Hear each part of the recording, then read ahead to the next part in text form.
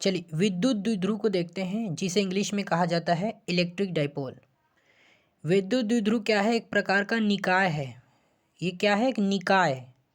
ये कोई पदार्थ नहीं है, मात्र एक क्या है? निकाय या समूह बोल सकते हैं। तो ये एक निकाय है जो आवेशों के द्वारा निर्मित होता है। लेकिन कैसे आवेश?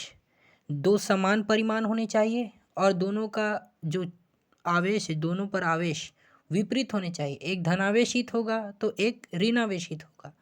और एक और शर्त है कि दोनों के बीच की जो दूरी है वो बहुत सूक्ष्म होनी चाहिए, बहुत अल्प होनी चाहिए।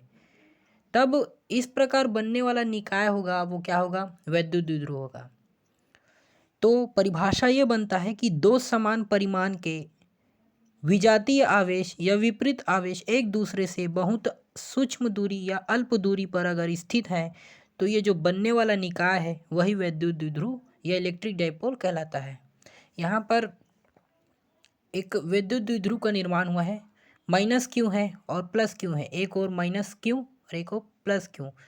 देखो समान परिमाण है, क्यों क्यों है दोनों में, यानी कि दोनों का संख्यात्मक मान समान होगा। अगर प्लस क्यू का मान प्लस 2 कूलाम है, क्योंकि क्यों क्या है? आवेश है, और आवेश का मात्रक क्या होता है? कूलाम। तो जो मान लेंगे वो उस कूलाम के साथ लेंगे, तो प्लस क्यू का मान ले लेते हैं 2 कूलाम, तो प्लस 2 कूलाम हुआ।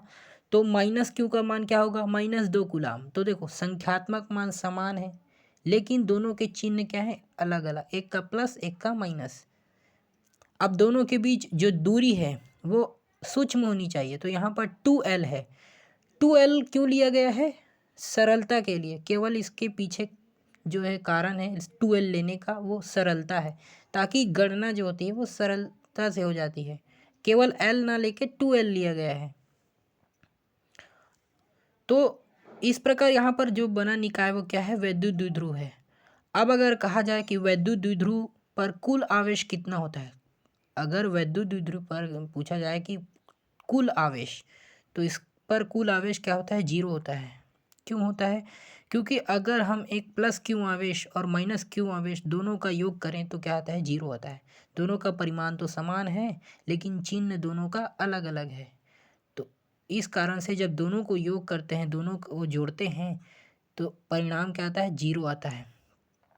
तो इस प्रकार देखें तो इस पर जो कुल आवेश है वो 0 होता है। और दोनों एक दूसरे को क्या करेंगे? आकर्षित करेंगे यहाँ पर, यानी कि दोनों के बीच एट्रैक्शन होगा। क्योंकि विपरीत आवेश हैं तो दोनों क्या करेंगे? आकर्षित करेंगे एक दूसरे को। उदाहरण देख लेते हैं, वैद्युत द्विध्रुव के उदाहरण। HCl हाइड्रोजन क्लोराइड ध्रुवीय अणु है। क्यों है? क्योंकि इसमें H प्लस और Cl माइनस आयन का निर्माण होता है और ये परस्पर वैद्युत आकर्षण बल से बंधे रहते हैं। दोनों आवेशों के बीच में लगभग 10 की घात माइनस 11 मीटर की दूरी होती है।